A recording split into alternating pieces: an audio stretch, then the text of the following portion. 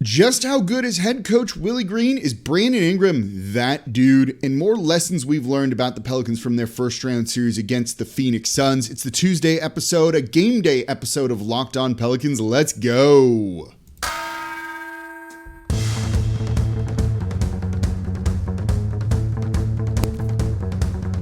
You are Locked On Pelicans, your daily New Orleans Pelicans podcast, part of the Locked On Podcast Network. Your team every day.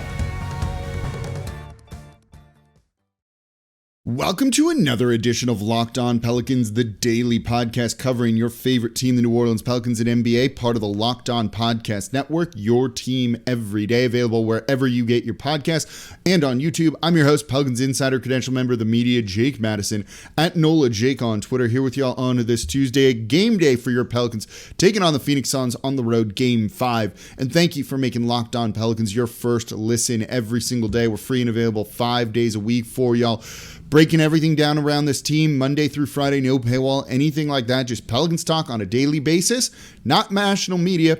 Someone who covers the team, boots on the ground, knows what's going on with them. So thank you for making Locked On Pelicans your first listen, whether you've been with me for years, the start of this season, or just started tuning in on this run. It's been a lot of fun, and we're happy to have you here as the Pelicans look to go up on their series, create an elimination game going into Game 6 in the Smoothie King Center. So we're going to talk about lessons we've learned. We've seen the Pelicans kind of good and bad in this series now. So what do we know for sure? And this is going to kind of double as a game preview. In these segments that we're going to talk about, you'll see some kind of hints and tips for things that the Pelicans need to do to try and win this Game 5 tonight. So let's really dive right into it. And I want to start with head coach Willie Green. Something we've learned. Willie Green is a damn good coach. I mean it. To be at 2-2 with this Phoenix Suns series, to have his players buying in and playing as hard as they do, to have the good vibes all around, yeah, that's the sign of a good head coach. He's not perfect, right? He's not perfect. He's made some mistakes, but you've seen him improve as this series has gone on. The rotations have improved. The way he's used his players has improved. And that's kind of the biggest thing, right? You know, he kind of has a good feel and pulse on this roster and what these guys need to be doing. You know, he trusts these players and his team, right? A lot of people were saying, drop Jax, don't start him. I wasn't. I said actually keep starting him. Or drop Jose, don't play him at all, right? It doesn't work in the series.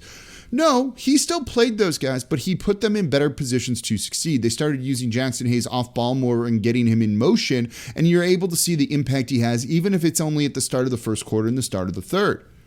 And then for Jose Alvarado, look what he had him do to Chris Paul in Sunday's game to just frustrate the living hell out of Chris Paul, right? That's a coach knowing how to deploy his guys in a very positive way, in an impactful way, and he's made adjustments with his own players as the series has gone on. He's not wildly swinging from one extreme to another. It's not, okay, after game one, I'm going to bench a dude. He knows what got him here. He knows these players. He knows what to do with them. He just might need to see it not work one time. And he was rarely repeated the same mistake over and over and over again. And for a rookie coach, and he is a rookie, I don't think you can ask for much more than that. You know, at times I think he's been outcoached by Monty Williams, but there's been other times, particularly Game 4, when he coached circles around Monty Williams.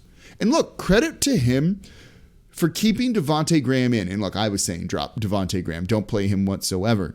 But Graham has been outplaying his Phoenix Suns counterparts in this series. He's shooting 41.7% from three. And they're winning those minutes with him out there on the court. That's big because the depth of this Suns team was thought to be an advantage of theirs. Now, part of this is Cam Payne and Landry Shamet playing really poorly. Those guys can't shoot for anything in this series right now. Cam Payne, by the way, on threes is 0 for 12. Jay Crowder, 1 of 17. And Landry Shamet, who I thought was going to have a bigger role, is just 2 of 10. So, yeah, it's tough to be worse than those guys. But credit Devontae Graham for having some hot minutes, and then Willie Green sticking with him, giving him a larger allotment of minutes than he normally would have otherwise because the guy was playing well. Defensively, you can't really have him out there when he's on Chris Paul. But look, he deserves a lot of credit. This is a guy that I've put a lot of blame on and been very frustrated with throughout the season in Devontae Graham. But the Pelicans wouldn't be here without him. with his game winners, right? Needed that to get into the play-in tournament and everything going forward. And right now he's giving them some quality backup guard minutes, a position they desperately don't really have anyone else in. So if you can win those minutes with Devontae Graham, things are going to go probably okay for you. Another thing we've learned, this team, not scared of the moment, and they've got a nice edge to them, don't they? Herb and Jose being rookies, and look at the starring roles they played in Game 3. Herb Jones was getting cheap shots thrown on him all night by Chris Paul. And you know what? He got fed up with it and threw a couple back. I kind of like the rookie doing that, right? I liked him on the ground, not letting Chris Paul pick him up and waiting for CJ McCollum to come over and help him up. Just this edge that this team has, the mental toughness that this team has, they feel older than they actually are, right? They feel like they've been here before, and it's not their first time in the postseason for the majority of these guys. And that leads to a bright future. These rookies are not playing like rookies. And so you wanted to see this play-in tournament and the postseason be development. You're getting it, and you're getting it on the mental side of things with this Pelicans squad as well. So coming up, Brandon Ingram, that dude. That's coming up here next in today's episode of Locked On Pelicans. Before we get to that, though, today's episode of Locked On Pelicans is brought to you by PrizePicks. All right, NBA fans, are you looking for a daily fantasy option for the NBA? Then you need to try the award-winning app PrizePicks. PrizePicks is daily fantasy made easy. I love this, and I know you will too. It's super easy to play. You pick 2 to 5 players and an over-under on their projections, and you can win up to 10 times on any entry, and it's just you versus the projected numbers. It's really that simple, right? It's not you versus other players who have more time to spend on this, who got machine learning algorithms, multiple screens, diving into all that. No, it's just you see a number and you pick above it or below it. And entries can be made in 60 seconds or less. It's really that easy. And PrizePicks is safe and they offer fast withdrawals. So use the award-winning app available on both the App Store and Google Play. And PrizePicks offers any prop you can think of. Points scored, rebounds, even steals. They also allow mixed sports entries. You can get it for college basketball when it's in season, the MLB, MMA, soccer, and many more. So for a limited time, PrizePicks has an exclusive no-brainer of an offer for all of our Locked On Pelicans listeners. You're going to get $50 for free if a player in your first PrizePick entry scores a single point, but you've got to use promo code NBA. That's right. This is an exclusive offer available for Locked On fans. Sign up today. Use promo code NBA for $50 for free if a player in your first PrizePick entry scores a single point.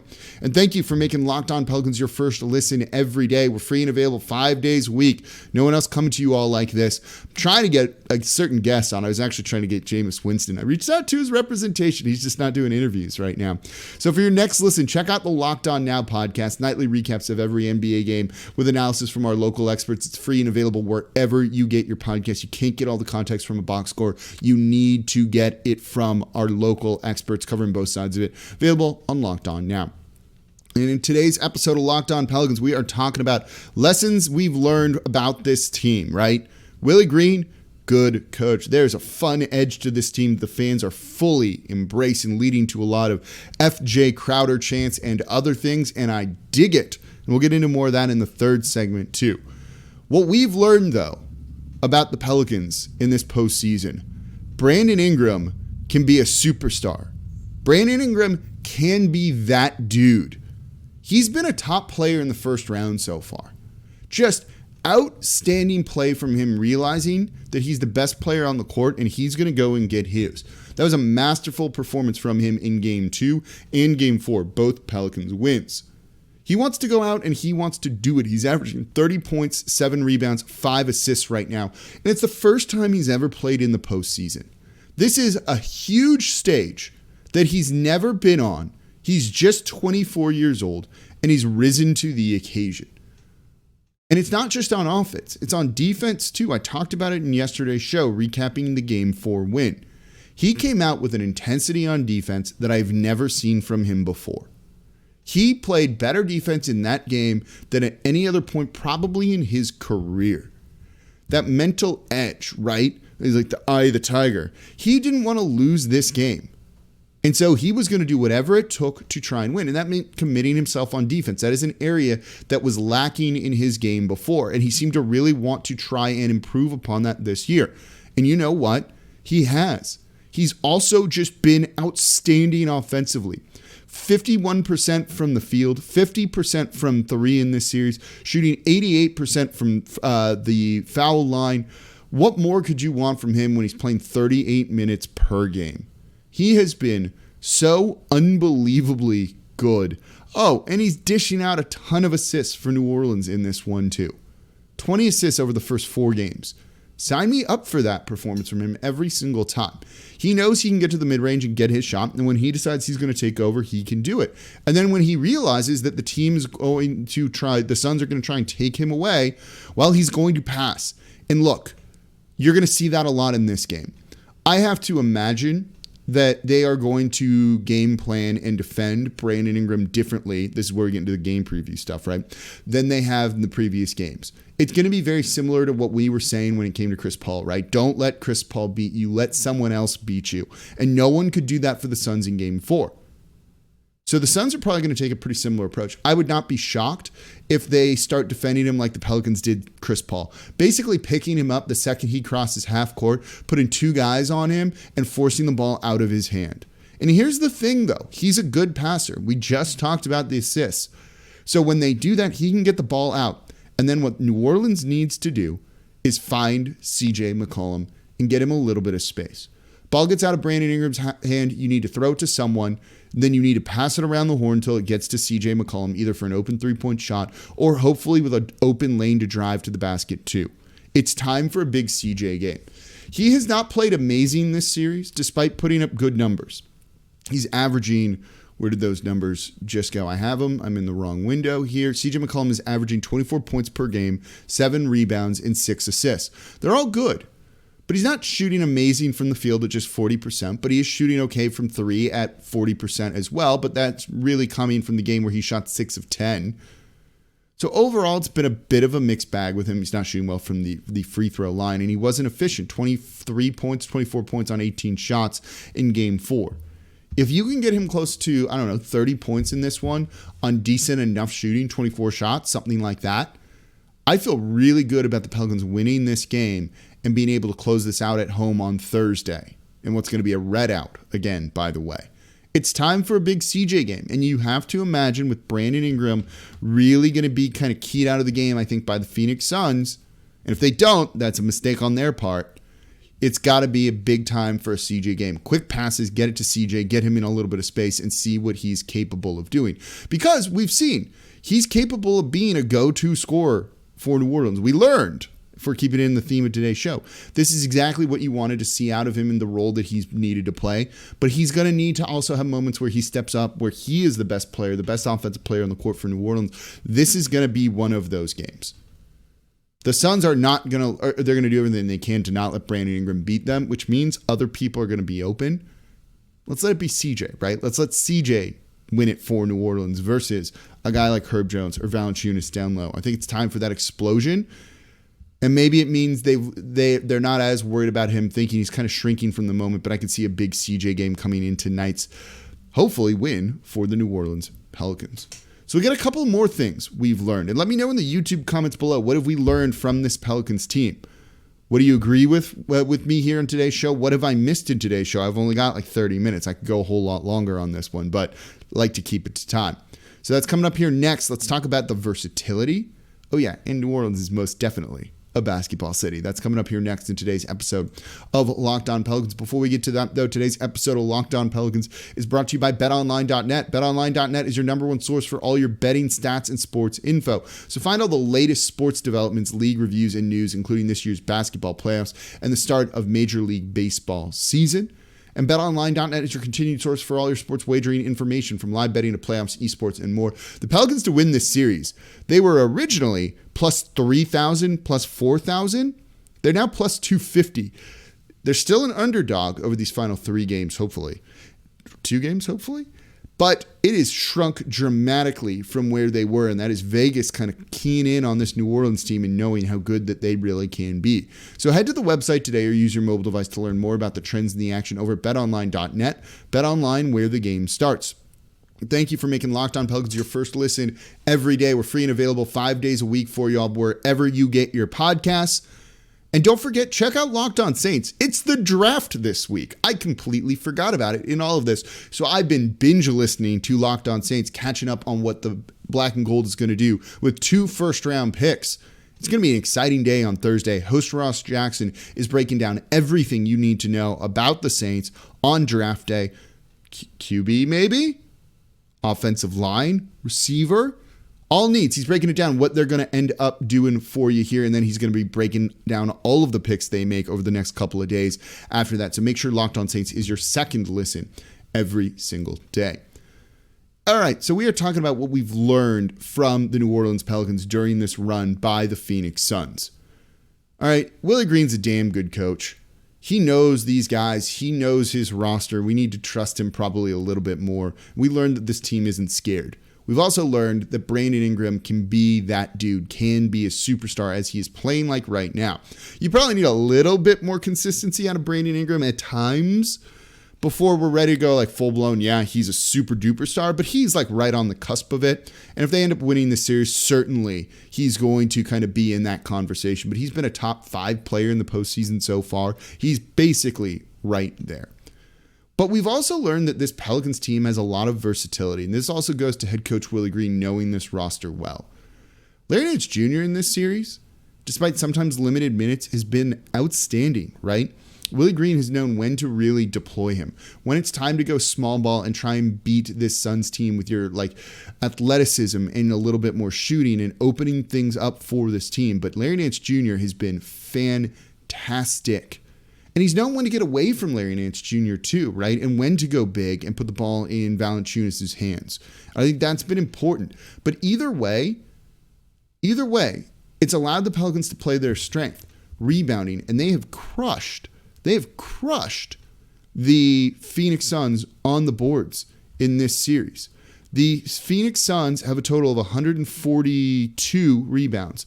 New Orleans has 191. It's almost a 50 rebound advantage, 49 rebound advantage. Willie Green is playing to this team's strengths and finding lineups that keep those strengths afloat. That was a concern I had going into this series, was that if they played small, they weren't going to be able to rebound as well, and New Orleans would lose in an area where they had the edge. But Willie Green has found a way to put lineups together, including Nance and Valanciunas at the same time, which we really saw for extensive minutes for the first time in Game 4. And it's worked. You know, seeing that there's some depth and versatility on this roster, I think has been a nice thing to see. At times, it's really felt like they're top heavy, and they are.